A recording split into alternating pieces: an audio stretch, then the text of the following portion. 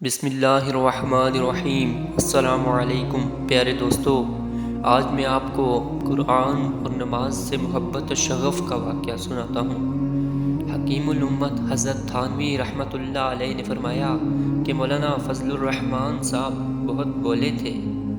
ایک مرتبہ فرمانے لگے کہ جب ہم جنت میں جائیں گے اور حوریں ہمارے پاس آئیں تو ہم صاف کہہ دیں گے کہ بھائی اگر قرآن پڑھو تو بیٹھ جاؤ ورنہ جاؤ پھر۔ شاہ صاحب نے فرمایا کہ جو نماز میں مزہ ہے وہ نہ کوثر میں ہے نہ اور کسی چیز میں ہے۔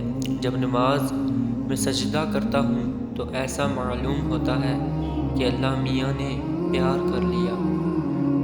تو پیارے دوستو، آپ نے دیکھا کہ اللہ کے نیک بندوں کا قرآن اور نماز کے ساتھ کس قدر پیار تھا کہ دنیا کی ہر شے سے زیادہ انہیں قرآن اور نماز عزیز تھی، اور انہیں جو لذت قرآن اور نماز کی تلاوت میں آتی تھی وہ اور کسی چیز میں نہ تھی۔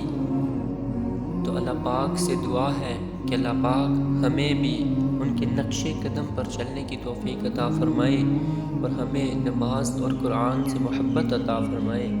تو اللہ پاک ان کی قبر پر کروڑوں رحمتوں کا نزول فرمائے، آمین۔